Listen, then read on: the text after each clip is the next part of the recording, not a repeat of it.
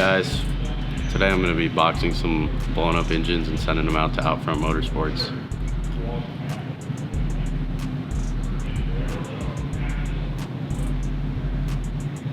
I'm going to show you guys how to tape a box.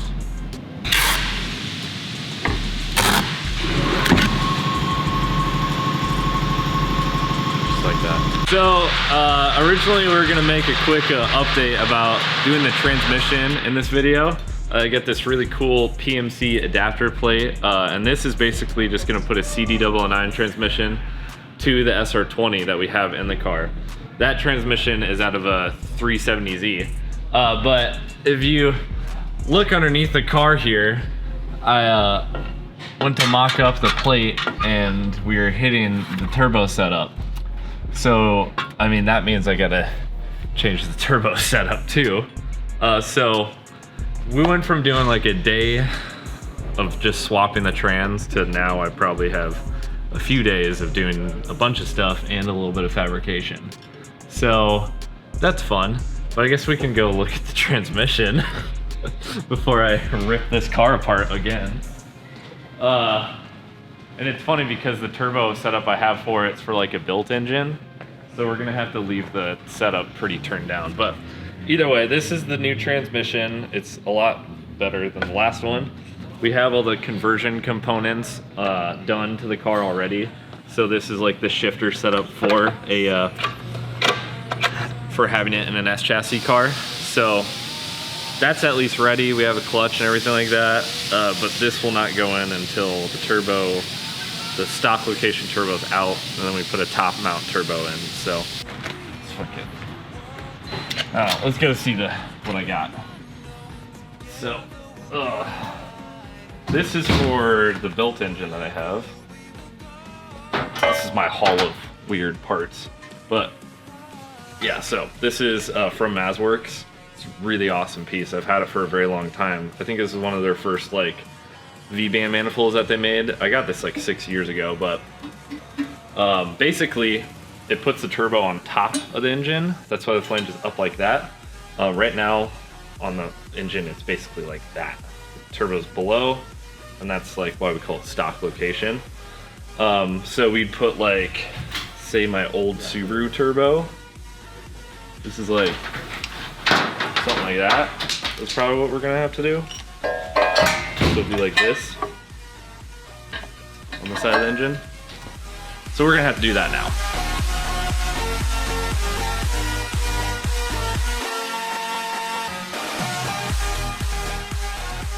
What's up guys, Sam here. So right now I'm working on the planning of all the wiring harness for the California Bug-Eye that we got here. And as soon as I'm done with this, I'm gonna get started on doing all the cool little Skittles type wiring harness stuff on that car. So that's pretty much what I got on my plate for this week. So you'll see a lot of that coming soon. Hey everyone, so getting back into the swing of things after coming back from Texas. This is Monday. Last week we got back.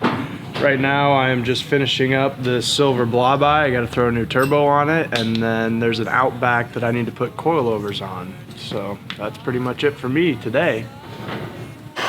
Right now, excuse me, I am getting ready to swap all these coilovers over to some new Fortunatos on this Outback, and the nuts for the rear shocks are completely seized. So I got my torch here, I'm heating up this nut, and then we do the old switch. And hopefully this sucker will pop loose.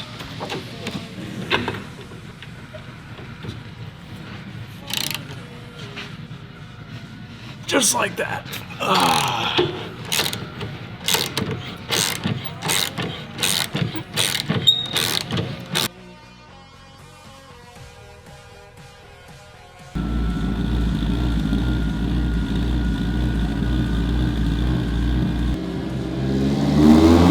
I'm Travis. This is my 2005 STI. This is my third time here to Des Moines, just for these people, so. And the facility, obviously, but yeah. 9:29 at You say 8,000? What's that stop at?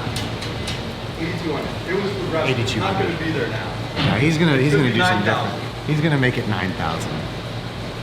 All right, so we just got Jesus' car running here. We just put a brand new out front. I think it's just a regular piston rod motor. I think they call it the grocery getter. Put that in there with some brand new refreshed heads. Got everything running.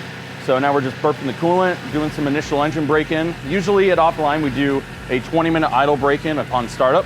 Drain the oil, change the filter, check for any leaks, anything like that. It's wrong. Fix whatever's wrong, and then put fresh oil, another filter back in it, and go out and drive it for 20 minutes. After that, we do another oil change, another filter change, and then essentially it's ready to be picked up.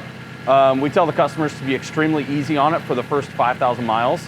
If you can, I know it's hard to keep your foot out of it, but along with that 5,000 miles, about a 1,000-mile oil change is pretty normal.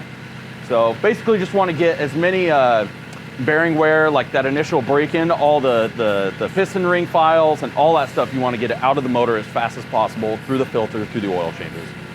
So yeah, we'll see how this one does. Everything looks good. There's no leaks on startup, so we'll keep going. On to the next one. All right, guys, so that's it for today's video. Next week, we're gonna be continuing work on the S13. We have some parts that are arriving, and so this week we kind of just like gathered parts, and then we realized we needed just like a few more things. Typical long-term build, that's usually how it goes. And then we're also gonna be working on the C8 Corvette next week. If you guys don't know about that yet, we're gonna be doing some cool stuff to it. It involves boost, and it involves a Motec. So I gotta collect my thoughts here. So anyways, keep in tune next week. Like, follow, and subscribe. Make sure you hit the bell notification, and then comment exactly what you guys wanna see from us in the rest of the video. Other than that, see you guys later.